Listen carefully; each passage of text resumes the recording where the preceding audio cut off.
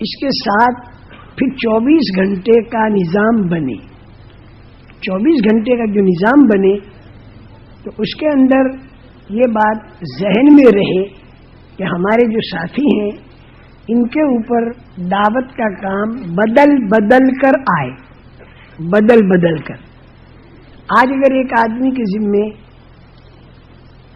بیان ہے تو کل وہ ساتھی گشت کے اندر بات کرنے والا بنے، پرسوں اس ساتھی کے ذمے تعلیم کرانی ہو جائے، ایک دن جو کھانا وغیرہ پکانے کی خدمت ہے اس کے اندر لگایا جائے، تو گویا ہر آدمی ہر کام کرنے والا بنے. بس یہ بات ہوتی ہے کہ کسی کو کسی کام میں زیادہ مہارت ہوتی ہے اور کسی میں کم ہوتی ہے، تو یہ تو ہر آدمی کے اندر ہوتی ہے. ہمارا جماعت میں چلنے والا ہر ساتھی جب لوٹے تو دائی بن کر لوٹے، یہ ہے ترتیب. اور بلکہ جون سی بستی میں جائیں تو وہاں کے لوگ بھی دائی بنے، یہ ہماری فکر ہو. لیکن دوسروں کو دائی بنانے کی فکر میں آدمی اپنے کو بھول نہ جائے. بعض وقت بھی ایسا ہوتا ہے کہ آدمی اپنے کو بھول جاتا ہے.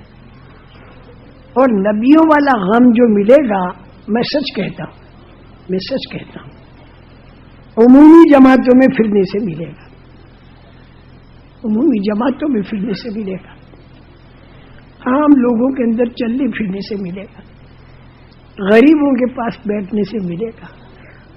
تم یہ مت سمجھو کہ ساؤتھ افریقہ میں غریب لوگ نہیں ہیں. اتار چڑھاؤ ہر جگہ ہوتا ہی ہے.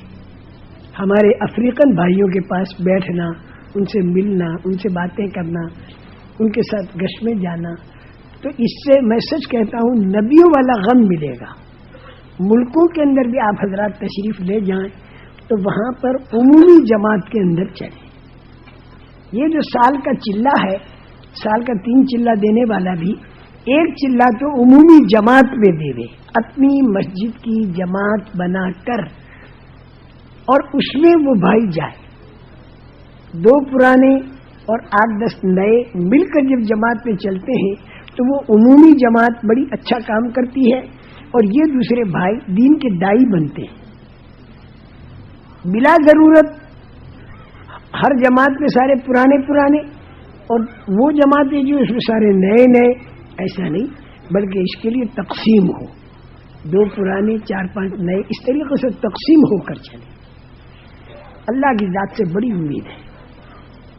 24 گھنٹے کا جو مشورہ آپ کو کرنا ہے، تو مشورے کے اندر بیان کس وقت میں ہوگا، تعلیم کس وقت میں ہوگی، گشت کس وقت میں ہوگا، یہ ساری باتیں، خصوصی گشت کہاں پر کرنا ہے، کھانے وغیرہ کی پکانے کی ذمہ داری کس کے سپرد کی جائے، یہ سارے کاموں کا مشورہ ہوگا. مشورہ کرنے کا طریقہ کیا ہے؟ مشورہ کرنے کا طریقہ یہ ہے کہ جو ذمہ دار ہے یہ جس سے پوچھے وہ رائے دے، اور رائے دینے کے اندر چند باتوں کا خیال رہے. رائے دینے میں جب آدمی رائے دے نا تو رائے دینے کے اندر چند باتوں کا خیال رکھے. ایک تو کام کی مصلحت اور ساتھیوں کی مصلحت، اس کو سامنے رکھ کر رائے دے. اپنی کوئی معذوری ہے، صرف اس معذوری کی وجہ سے رائے ایسی دے دی کہ جس میں ساتھیوں کی مصلحت بھی ختم اور دین کے کام کی مصلحت بھی ختم، ایسی رائے نہ دے. مثلا آپ سے رائے مانگی، آپ ہیں بیمار اور آپ کو رات کو نیند نہیں آئی تکلیف کی وجہ سے، اور اس وقت آپ کو بہت نیند آ رہی ہے، آپ کو نیند آ رہی ہے، تو آپ رائے بھی یہ دے رہے کہ بھئی اس وقت میں سب کو سو جانا چاہیے، تو یہ ٹھیک نہیں، یہ ٹھیک نہیں. اس میں ساتھیوں کی مصلحت بھی باقی نہیں رہی اور دین کے کام کی مصلحت بھی باقی نہیں رہی. یہ تو صرف اپنی نفس کو دیکھا اس نے. نہیں، رائے تو دے دے کام کی مصلحت کو سامنے رکھ کر کہ بھئی اس وقت میں تعلیم میں ہمیں سب کو بیٹھنا چاہیے. اب اگر ذمہ دار نے فیصلہ تعلیم کا کر دیا تو چونکہ اب آپ بیمار ہیں، مجبوری ہے آپ کی، تو آپ ذمہ دار صاحب سے اجازت لے کر اور کسی کنارے پر جا کر آپ آرام کر لیں، اس میں کوئی حرج نہیں. لیکن اپنے آرام کی وجہ سے رائے بھی ایسی دے دی تو یہ ٹھیک نہیں. ایک تو اس بات کا خیال رہے کہ رائے دینے میں ساتھیوں کی مصلحت کو بھی سامنے رکھو، کام کی مصلحت کو بھی سامنے رکھو، صرف اپنے نفس کو سامنے مت رکھو. ایک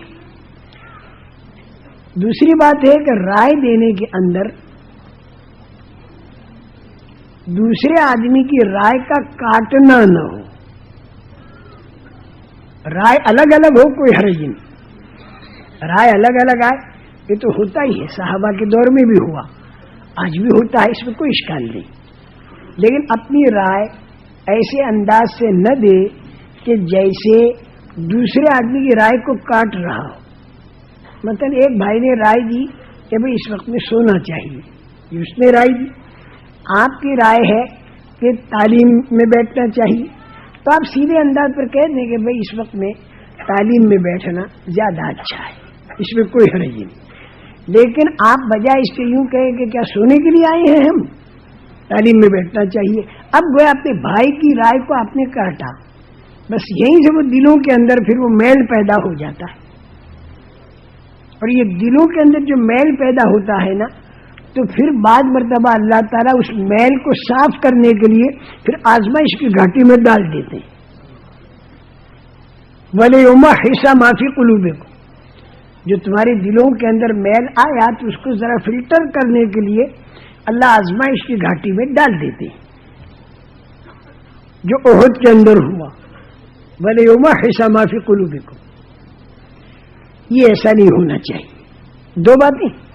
تیسری بات، رائے دینے میں اس کا خیال رہے، رائے دینے میں کہ تحکمانہ انداز نہ ہو، حاکمانہ انداز نہ ہو.